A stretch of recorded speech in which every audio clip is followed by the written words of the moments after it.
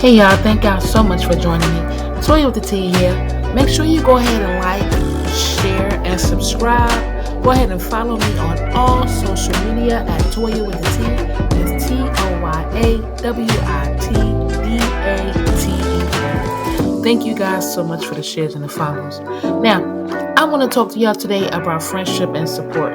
Now, if y'all are like me, you've lived life long enough to hear all of the myths about friends and not having friends, and we're going to go ahead and talk about that today.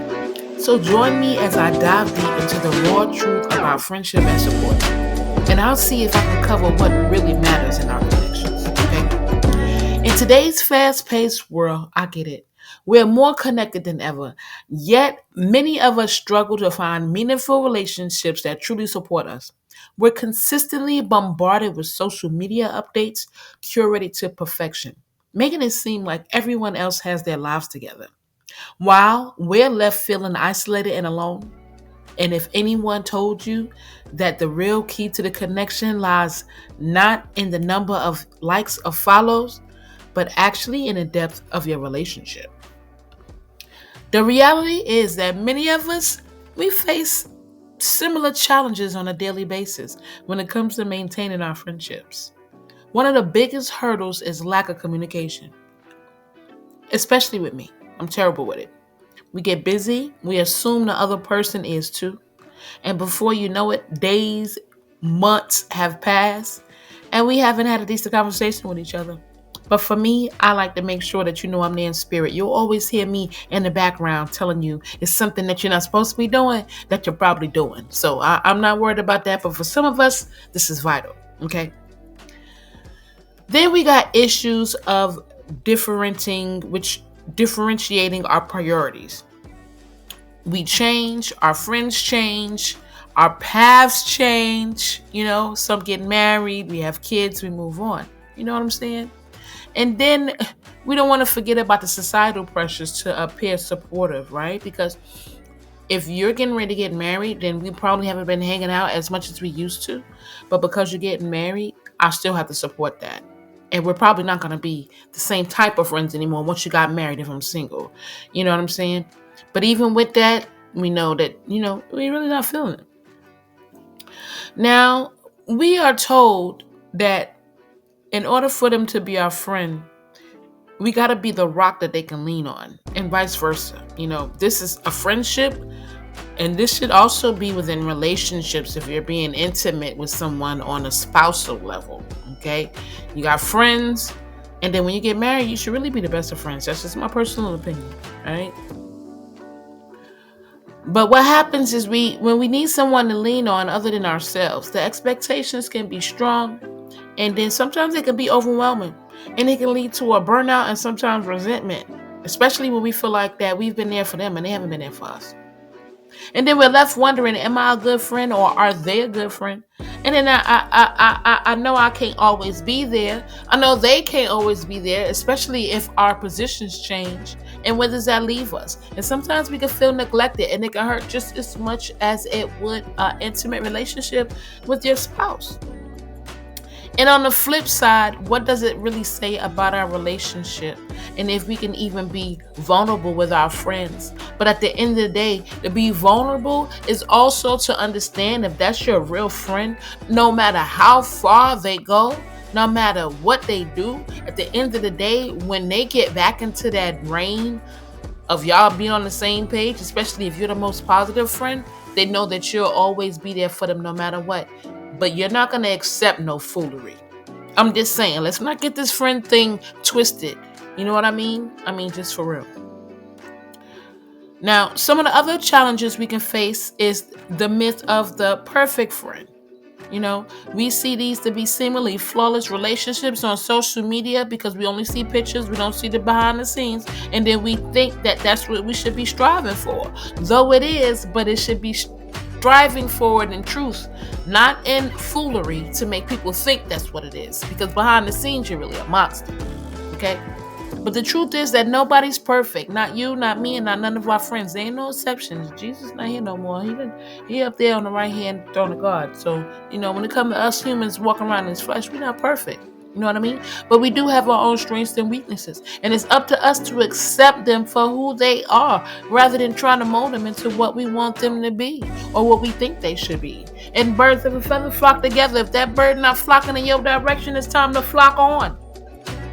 I'm just saying, we probably not meant to be friends just because we both find it the same interest and the same weave, got it from the same place, drink the same drink. But when it comes to on a more intellectual level, we just might not be meant for each other. Friendship and sure not laid back. Sure not intimate relationship. Just saying. Now, when we navigate these complexities of our friendships, it's essential to recognize that not all relationships are created equal. You know what I'm saying? Some are meant to be intense and all-consuming, and others can be more laid back and casual. It just depends on what the relationship is. Again, that's the difference that I was stating before between a more intimate boyfriend and girlfriend and just friends. You know what I'm saying? And at the end of the day, what happens is our expectations of what a friendship should be should clash with the reality of the friendship. How do we handle the disappointment and frustration if that comes along with that feeling, and if we're not getting the support we need? Get over it. You was born in this world by yourself. You gonna leave here by yourself, and friends are only to be there for support, not a crutch. The same way you go through stuff, they go through stuff, and don't be holding nobody accountable to fix you. Fix yourself. Okay. Now, for me, for instance, the true friendship and support that is encapsulated is in a powerful conversation. Okay? I had a powerful conversation with a friend, and we were going through a tough time, and I was struggling to open up about my feelings, which very rare for me.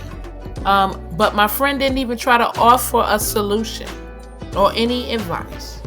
Instead, he just simply listened, and he allowed me to express my emotion, and then I found my own way. And in that moment, I realized that sometimes support is not about fixing nobody. It's about just listening. Just be quiet, just listen. And let them ask for your advice. Now, although ultimately that friendship did not last, at the end of the day, sometimes you want that person to listen, and then when you grow, you just realize that y'all not meant for each other no more. That season is over. You know what I'm saying? But at the end of the day, the true friendship is about embracing each other for their imperfections and be willing to show up for them even when it's hard. And even if it didn't work, you can still be cordial and cool. But it's about being authentic. Not trying to curate a perfect image, not trying to be somebody that you're not. It's about recognizing that our relationships are multifaceted and that sometimes it's just best to just support them by just being there. Just listening. Not telling them what to do. And sometimes not even helping them. And this is not only for a friend-to-friend relationship. This is just for a spousal relationship too. And as we navigate through our lives and the complexities of friendships and love, it's essential that we remember that a true relationship is built on a foundation of mutual respect, trust, and authenticity. Not all that faking and conniving and manipulating. That's not sand. That's not rock. It's like sand. And it's destined for that relationship house to fall. And it's not about the grand gestures or the public displays of affection. It's about the little things in the everyday moments and connecting and understanding.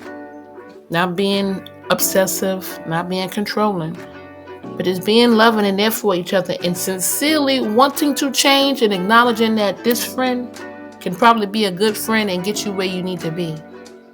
And that's what we're looking for.